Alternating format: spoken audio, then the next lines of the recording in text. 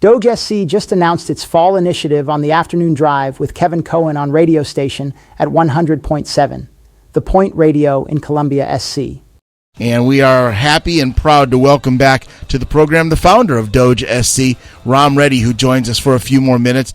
And it's a bittersweet visit for me today with you, Rom, because we're going to take a little hiatus and summer, and I know you got to follow your family around and go do some trips and things like that. So we're going to take a break after today, get back at it in the fall. So in advance, I wish you safe travels and a happy and enjoyable summer with your family. But I want you to come back hungry and ready to go in the fall.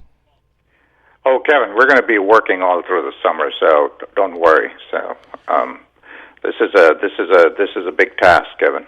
Yeah, and it's not something that we solve in one summer, but it is something that we get started with. And I know that you've got some initiatives that's really where I want to focus on, because you've got a plan. You're not just out here venting and spewing anger. You've got initiatives that you want to roll out this fall that we're going to be discussing and focusing on upon your return. Let's talk a little bit about that.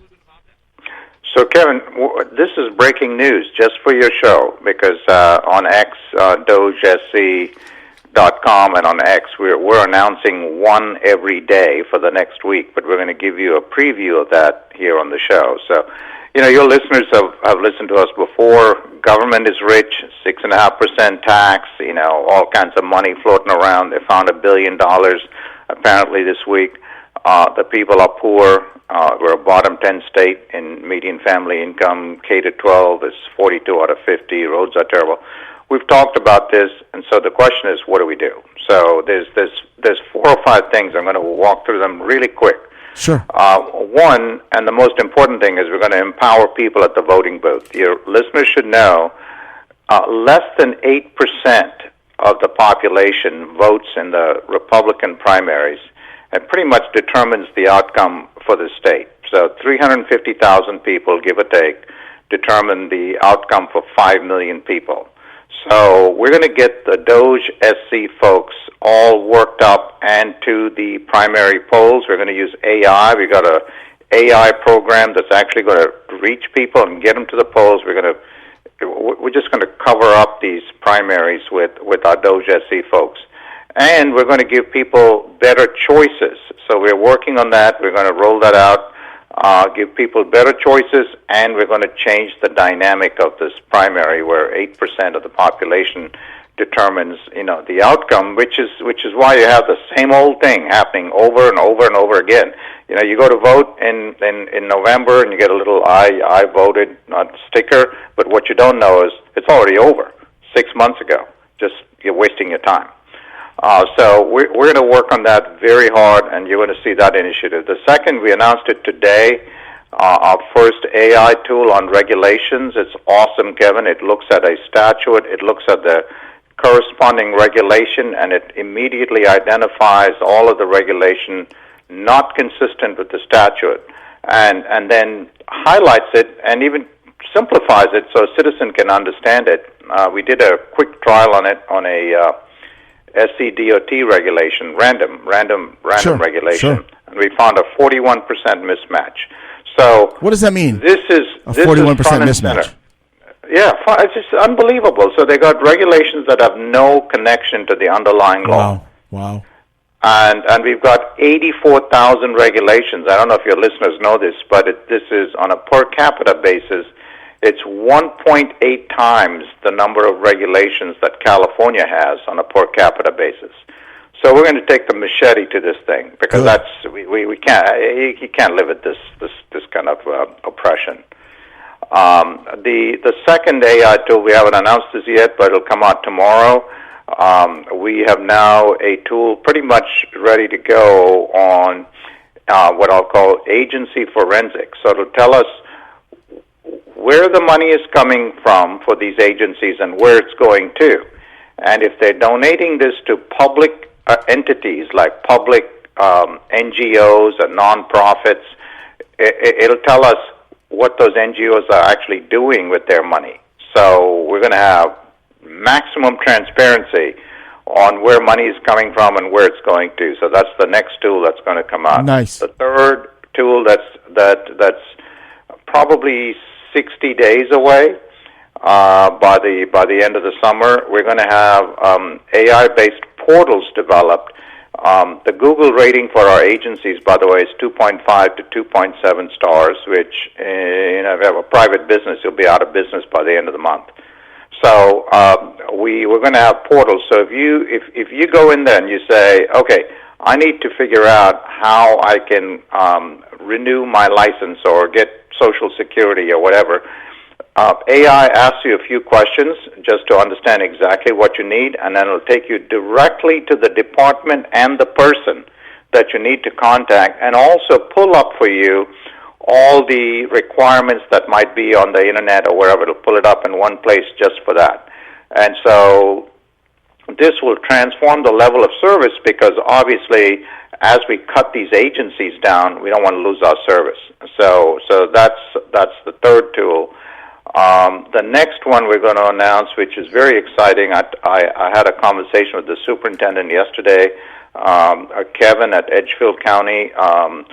It's 1,800 kids in middle school and upper school in Edgefield County.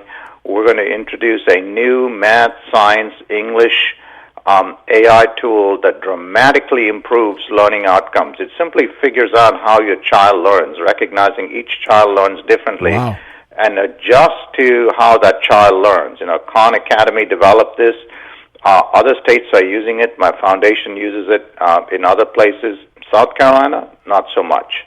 And we're going to combine that this fall, Kevin, into an education package that we're simply going to call Through the Eyes of a Child. So we need to stop this ideological nonsense we do with education and benefiting this person, benefiting that person, benefiting some union. And this is simply through the eyes of a child. Are the education things we're doing beneficial or not beneficial to the child? And that is our sole focus. And we'll have 3 or 4 things that get us from where we are today to, which is 42 out of 50, at least as a first step into the 20s. And then end of the summer, we're going to have, we already have some preliminary stuff that we're working on. We're going to have some judicial reforms that broken into 2 pieces. One that can be solved from a legislative standpoint, and one that's going to require a constitutional amendment. By the way, I don't know if your listeners know this. A lot of these judicial interviews that are done, by the way, by the legislature, by their committees, are done in secret. They call it executive session. And our whole thing is we're going to introduce legislation that does away with that. The public's business is best done in public. And executive sessions for interviewing judges and all that's got to stop. Would they still have DEI criteria for judges? Why aren't we just hiring the most qualified judges? And so some of these things can be done legislatively, but the second piece of it cannot be done legislatively, which is ultimately saying if a judge is appointed, they have a 3-year appointment, after which it's a retention vote. The public votes on whether this judge stays or goes. What's happening today with the probate court and family court is a disgrace. It's a disgrace. It's a disgrace to our people. It's a disgrace to citizens. So this has got to stop. So we got a whole lot of stuff coming out. We also announced today we have a gentleman joining us from Governor Glenn Youngkin's office in Virginia. Virginia, sure. Yeah, he'll be full-time with us, running a lot of our policy stuff starting in July. So it's a lot of exciting stuff, but everything focused on getting things done.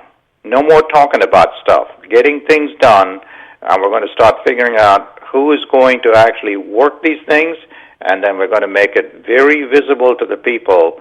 A lot of these legislatures do not want to work these things, and then it's going to be up to the people to get them out. And we're going to help them, and we're going to give them choices.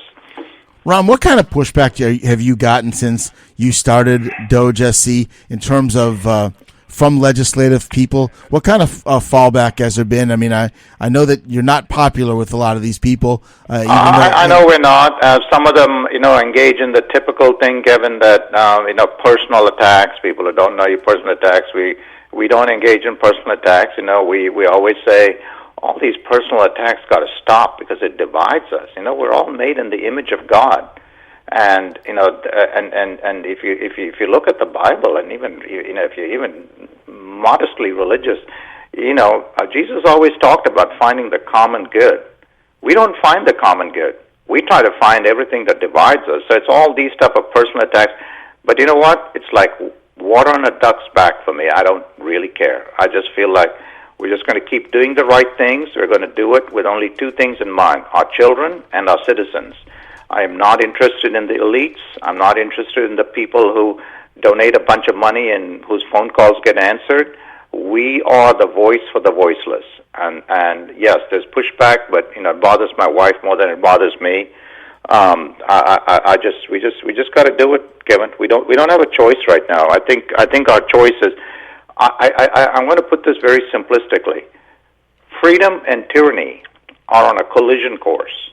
We're going to have to decide, Kevin, whether this generation, our generation, is going to tackle this and solve this problem, or whether we're going to kick it to the next generation.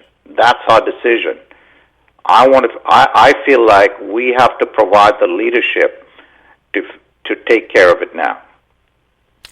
I love it. And again, I think it's very important that people understand that you're not all about just words. You're obviously putting both your finances behind this and your energy and your blood, sweat, and tears, if you would, behind this also. I think it's important for people to recognize it's so easy. We've had so many people come along over the years that complain but don't have any solutions. You're not here to just complain. You're here to point out the problem, and now you're bringing ways to solve the problems. And that is so exciting to me. That's why I'm so excited about you coming back in the fall and hanging out with us and taking us through empowering the voters at the voter booth and helping on the regulations and teaching us more about agency forensics and the portals and the AI tools and through the eyes of a child and all of that. I am fascinated by it and I'm excited by it. I've been doing this a lot of years, Rom. I've been doing my radio program in Columbia for a lot of years. And I can't tell you how excited I am to have somebody who's walking the walk like you are. So I thank you in advance. I really do. As a parent of two children in South Carolina education, I thank you. As a South Carolinian who is very frustrated, I thank you. You using your own personal resources, and that's making a big, big difference. So God bless you, man. You're doing really, really beautiful work. Thank you, Kevin. I'm just going to ask for one thing. All of our patriots, I just asked them one thing. Act like this is your fight and your fight alone. Act like you have no help. This is your fight. You're going to fight it, and just look at us as trying to provide a path to show how this fight can be won. But you have to have the courage and the will to fight it like it's just your fight. That's the only way we're going to get through this. We're going to break through this whole thing here, but it's going to be all of us from the grassroots, the voiceless, not the elites, not the people who benefit from the system, but it has to be our fight. We have to fight it like we're fighting it alone.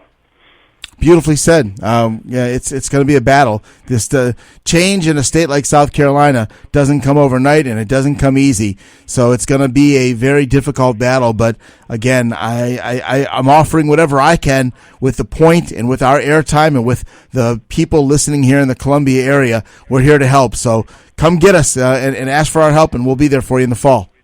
We will, and thanks for your help, Kevin. You've been a patriot. Thank you so much. God bless you, my friend. Have safe travels, and we'll talk to you soon. Rom Ready. Thank you. All right, there you go, buddy. There you go. Man, I really dig this guy. I do. I really like his message, and I like his passion for it, and the fact that he's not just spewing out complaints. He's coming at it with solutions. He's using technology. He's using his own funding. He's not asking you for funding. I will tell you this, though. If you're impressed with him like I am, you should go to the website, DOGESC.com, and you should get yourself on their mailing list, their email list. I'm telling you, man, wow, he's doing good things. The Afternoon Drive with Keven Cohen.